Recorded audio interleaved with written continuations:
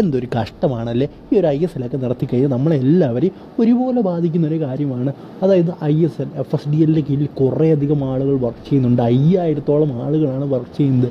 അതുമാത്രമല്ല നമ്മൾ ഉൾപ്പെടെയുള്ള യൂട്യൂബ് ചാനൽസ് ഇവരുടെ കണ്ടൻസാണ് നമുക്ക് വലിയ വരുമാനമൊന്നും കിട്ടിയില്ലെങ്കിൽ പോലും ഒരു പാർട്ട് ടൈം വരുമാനമെങ്കിലും കിട്ടുന്നത് ഈ ഒരു കണ്ടൻസൊക്കെ ചെയ്യുന്നതുകൊണ്ടാണ്. സോ ഇപ്പോഴെന്തായാലും വളരെ വലിയൊരു വാർത്തയാണ് പുറത്തേക്ക് വരുന്നത്.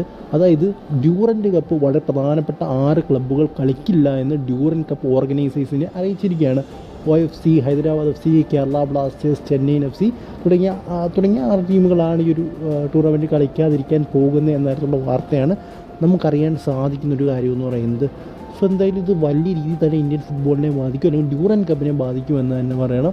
സോ എന്തായാലും ഇതിനെക്കുറിച്ചുള്ള നിങ്ങളുടെ അഭിപ്രായം എന്താണെന്ന് കമൻറ്റ് ബോക്സിൽ ഒന്ന് പറയുക.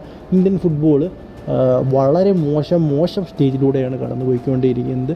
സോ ഇതെങ്ങനെ ഓവർകം ചെയ്യുമെന്നുള്ള കാര്യങ്ങളൊക്കെ കണ്ടു തന്നെ അറിയണം. നിങ്ങൾക്കറിയാം ട്രാൻസ്ഫർ ഇനിയും കുറച്ച് നാളത്തേക്ക് നിർത്തിവെക്കാനുള്ള സാധ്യതകളുണ്ട് പല ക്ലബ്സും. സോ ISL നടക്കുമോ ഇല്ലയോ എന്നുള്ള കാര്യം ഇപ്പോഴും സംശയമാണ്. എല്ലാം കോടതിയിൽ കിടക്കുകയാണ്, എല്ലാം ഫ്രീസ് ചെയ്തിരിക്കുകയാണ്. സോ നമുക്കറിയാം എന്താണ് സംഭവിക്കാൻ പോകുന്നത് കണ്ടറിയാൻ. മിക്കവാറും ISL ഒക്കെ നടത്താനാണ് സാധ്യത കൂടുതൽ.